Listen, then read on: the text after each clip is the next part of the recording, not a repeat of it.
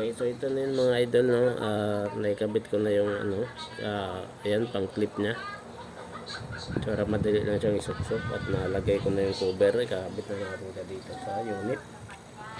Tanggalin muna natin yung screw. So, dito yung nakakabit mga idol, huwag malikot ang kamay mo. Okay, so yung kabilang dulo iipit natin.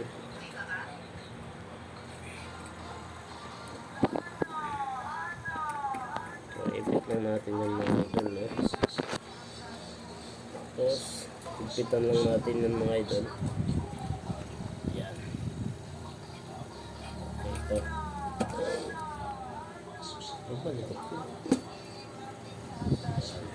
Pangit na maluhin na ito. So, ipitan ko lang, boss. Ipitan. Okay, maigpit na. Ayun, isuksok na natin yung dulo. Dito sa, ano niya. Ayan.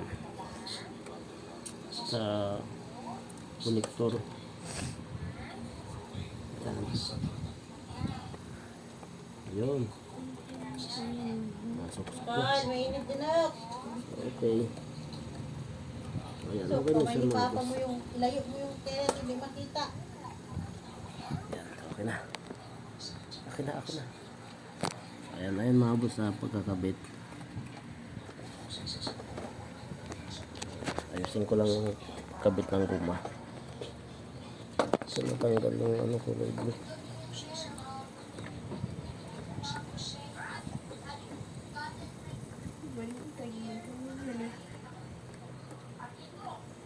Construction worker ka ba? Natanggal yung ano, yung cover. Ayan, ayun. Ayun mga boss, naayos ko na. So, okay na yung pagkakabit. Mag-toothbrush na Kyle. Tira mo si Kyle. Babalikan lang yan. So, yun yung thermal piece ng mga boss pagkasira yung rice cooker. Walang power. Dito na Kyle. Okay na, maigpit na. Testingin na natin mga boss. Ayun mga boss, saksakan natin. Ito yung rice cooker natin mga boss. Ayan, nalagyan ko na ng connector. Okay, ayan mga boss.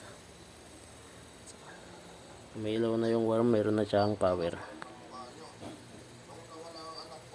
Ayan, so may ilaw na yan. So, maliwanag kasi. Maliwanag pero okay na, may ilaw na. So, pindutin ko yung ito. Ayan.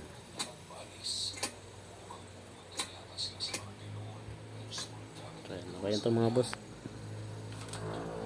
At napalitan natin ng bago. Good.